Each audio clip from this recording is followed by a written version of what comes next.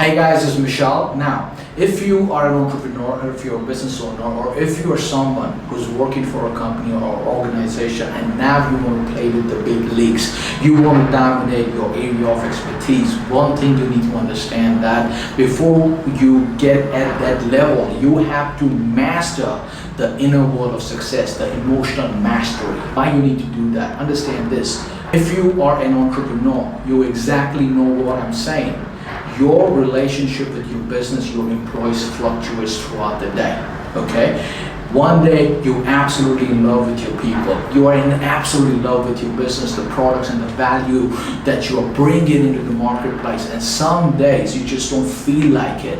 Understand this. If the quality of your action is always predicated on the mood you are in or the events that happened to you in your life 5 years ago, 1 month ago, or you got into an argument with your wife in the morning before you step into your business. Now, if you are going to let that emotion of frustration dictate the quality of your actions, the kind of traction you are going to achieve in your business can only go so far. So understand this, before you can start dominating or you become the top player in your game, you need to master emotional intelligence. You need to master the inner world of success. There are 3 layers of emotional mastery that you have to be extremely aware of. Number 1 is state management. What do I mean by that? Okay, let me give you an example, right? You get up in the morning and you are in a really bad mood. You told yourself that you're going to get up at 5 in the morning. But again, you had something really salty to eat the night before. Now, when you got up, you don't feel like going to work. If you're going to let that emotion dictate your behavior, you're never going to put on your shoes and going to go to the gym. You got into the argument with your wife in the morning and now you're going to be frustrated, you're going to be angry throughout the day. When you're running a business, you have people who are looking up to you, they're feeding off your energy. So what's going to happen? Your limitation, your disempowering beliefs are going to become their disempowering beliefs. Your limiting beliefs are going to become their limiting beliefs. Now, when I say things about state management, what do I mean by that? Now, I don't mean that you have to be overly enthusiastic all the time. You always have to be upbeat all the time. I'm talking about the sort of confidence that you need to have. And it's almost impossible to stay motivated. It is almost impossible to stay extremely enthusiastic 24/7. If I were to give you $1 million for you to stay extremely motivated, extremely energetic 24 hours in a day, you won't be able to pull it off. You just need to identify what are the moments that you need to bring in your A game. Okay? So now, when we talk about state management, there are usually empowering state of mind and there's disempowering state of mind. And when we are talking about the world of business, understand there are 4 states that you need to be extremely aware of.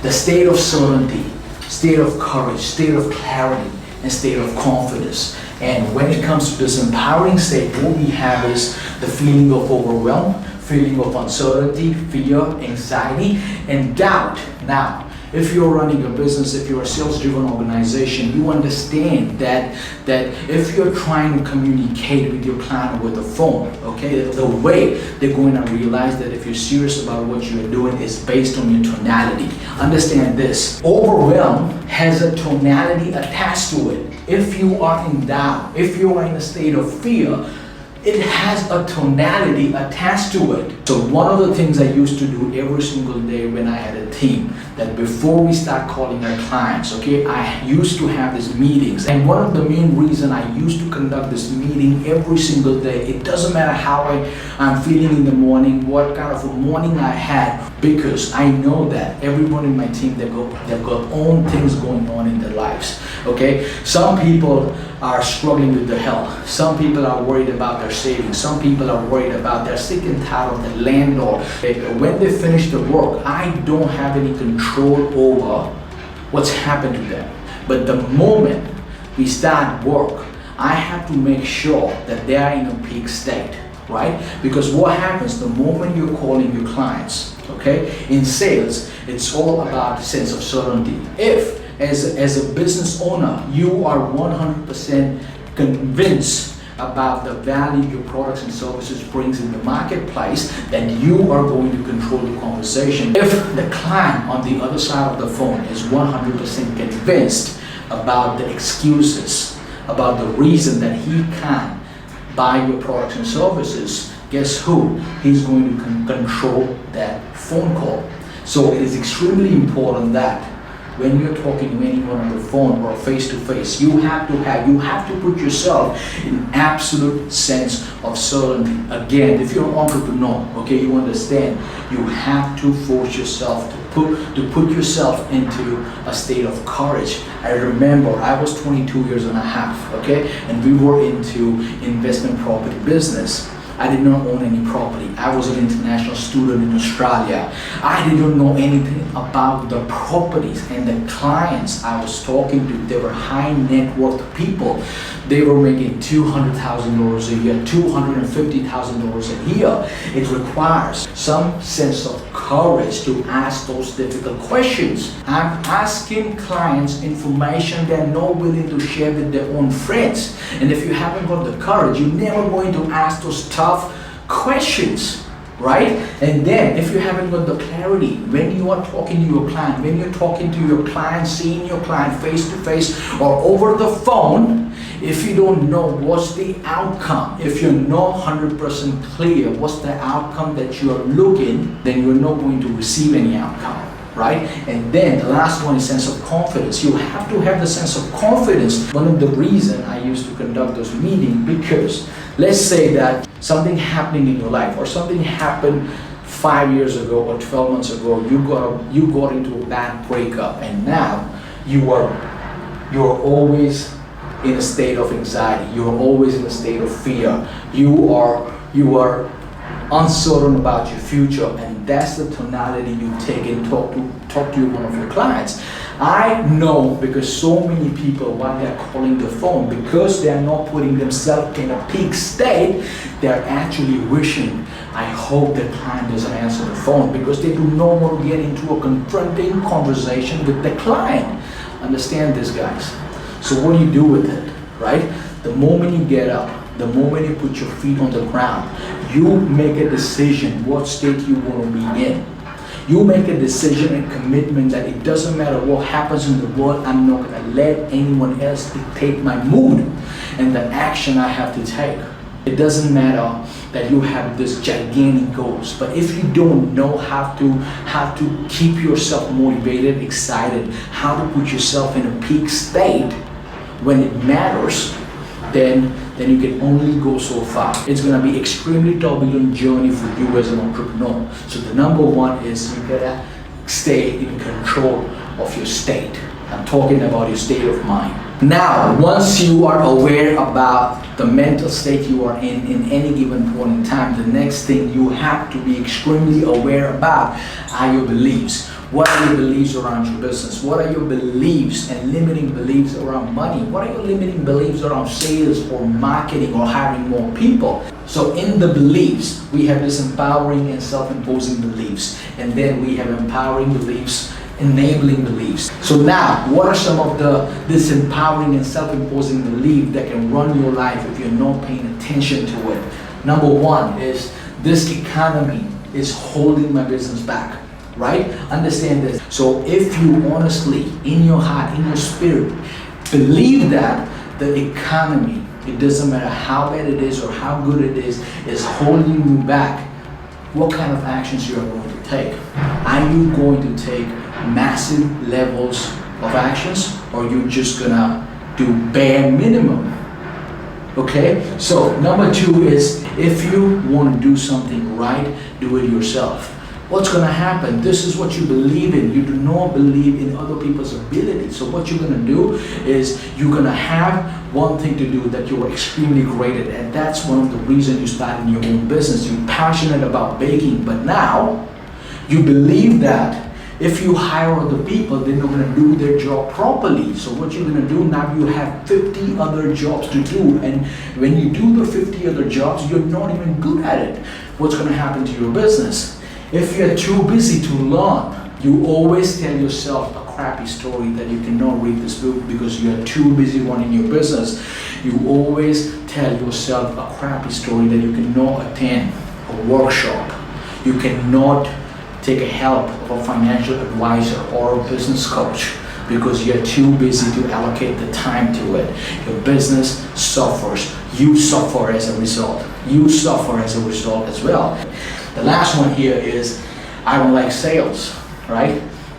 Lot of people, they have a passion, but they hate the idea of talking to people over the phone, selling the products and services. Understand this, business fail not because the owner of the business doesn't know about the products and services. Businesses fail because of the obscurity. If people don't know about you, they cannot do business with you.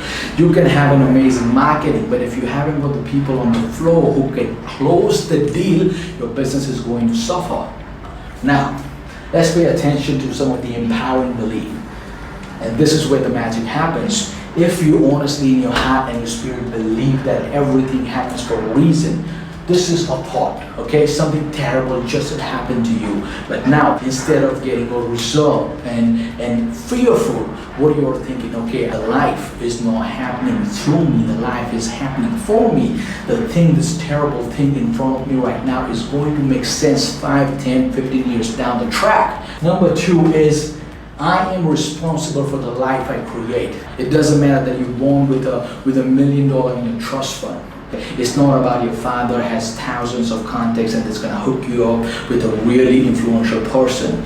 You just honestly believe in your heart that even though you were born in a poverty, extreme poverty, but you have the power, you are still the captain of the ship. You can create whatever the hell you want to create in your life. If that's your belief, if with all your heart you believe that you are responsible for the life that you create, right? Then you can almost do anything. Just like this empowering belief, there are so many hundreds of empowering beliefs that can push you, they can launch you to the whole new level of your life. Last one here is pressure builds muscles. Now I have seen so many times in the world of business that people quit because they don't know how to respond in the pressure. Just because you are under a pressurized situation doesn't mean that something terrible is happening to you. The only way you're gonna build the muscle in your body when you put your body into extreme pain. So I want to tell you a story. In 2015, I had put on about 12 kilos. So I got into the cardio for the first time around that time. Now my stamina, my timing on the cardio machine was literally 20 seconds. After 20 seconds, every fiber of my being screams to get off the treadmill. I would feel that my heart is going to implode. But then, because I always knew, because I'm putting myself into the pressure, it is building my endurance. So I kept on going. I kept challenging myself. The next day I went for 2 minutes and then the 5 minutes. And in 3 months time, I was doing 45 minutes on a treadmill. You build muscles when you are in extreme pain. Okay, the real measure of a man or a woman is not during the time of comfort and convenience. The real measure of a man or a woman is when that person is getting the shit kicked out of them, when they are being tested, when they are in a pressurized situation. If your life is driven by disempowering and self-imposing beliefs, it's like having a Ferrari with square tires or having a Ferrari with the handbrakes on. You cannot use the machine with its full capacity. Okay, so now you might have a question in the shop. Okay, what do I do with my disempowering belief? What if my life is unconsciously run by some of my self-imposing belief? What do I do? How do I get rid of it? This is what you do. You have to associate massive level of pain with the disempowering belief system. Let's say something happened to you in the middle of the night, they take you to the emergency room. The doctor basically tells you in the morning that, okay, you are leading an extremely unhealthy lifestyle, okay? If you do not change your lifestyle, okay, if you don't start exercising, start going to the gym and change your diet overnight, you're going to die. That's a massive pain, it's a massive leverage that you have over your pain. Now you have strong reason to change yourself, because if you die, what's gonna happen to your business, what's gonna happen to your kids, and what's gonna happen to your wife? Okay, so now you have some motivation to change your behaviors, right? And once you do that, you have to magnify it. Okay, you have to amplify the pain. Okay, you have to visualize yourself what's going to happen to your family and your business when you die. Okay, dying is an ultimate failure. You have to also visualize about the pleasure of instilling. Now you also have to visualize about the pleasure that you're going to have once you instill a new habit. How are you going to feel when you start exercising? Okay, you are going to the gym 4 to 5 times a week, and after 3 months you start to see sort of some changes in your body. You're eating healthy, so now you are having great energy. You can work 8 hours a day. Okay, you can now work 12 hours a day. You have to visualize that your kids are having fun around you and you are spending great time with your wife. Okay, so again, you have to associate incredible amount of pain with the bad habit, that limiting belief that is holding you back. Then you gotta amplify it, that you gotta magnify it, and then you have to associate pleasure with the new behavior.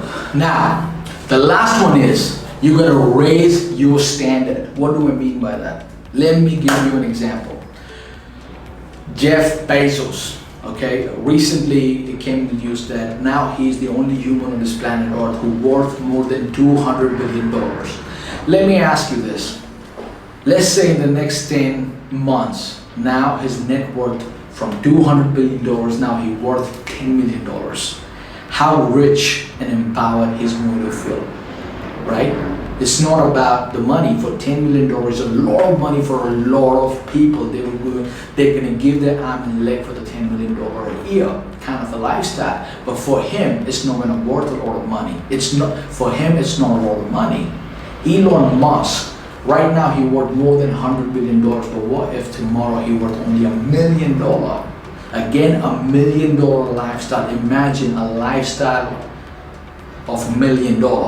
Just imagine a lifestyle where you're making $1 million every year. It's a lot of money for a lot of people. They're going to kill for this kind of money. But for him, it's not a lot of money. I'm talking about the standards, okay? You don't get in life what you want to have, okay? You get in life what you have to have. Standards are basically the things that you have to have in your life. For example, let's say that you never like to go to an average resort. Okay, that's your standard. You always basically want to go to the top 5-star resort. That's your standard. Okay, even with the business, okay, you know that how much money you need to make. When I'm doing the workshops and the sessions with these entrepreneurs and the business owners, one of the first thing that I ask them is how much money you want to make, how much personal income you want to make out of your business.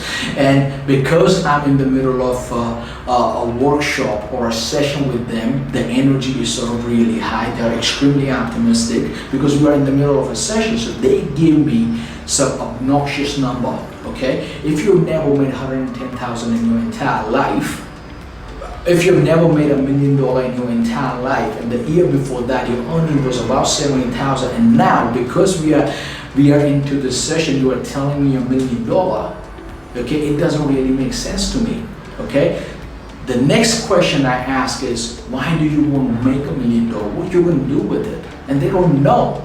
If the moment I start making $1 million a year, I know exactly why do I need that, right? So if I say that I'm gonna make $200,000 a year, I know what do I want it for. So you need to know your reasons, whom do you want it for, and then you're gonna have to raise your standards. Okay, you have to look beyond the people you hang out with. If this becomes your standards, okay, your life is basically dependent on the things that you're trying to achieve. It's absolutely important for you. Then your reticular activating system is going to go in your environment. It's going to give you the clues, going to give you the opportunities that is going to help you make that kind of income. that's gonna help you create that kind of life for yourself and your family. So that's my time, guys. Now before I let you go, I need to ask you a super quick favor. If you like the content, if you resonated with anything that I just said, it will mean world to me. If you like this video, share this video and hit the bell icon and the notification icon so you receive the notification every time I come up with a new video. Thanks for sticking around. Thanks for watching my video. I'll see you next time.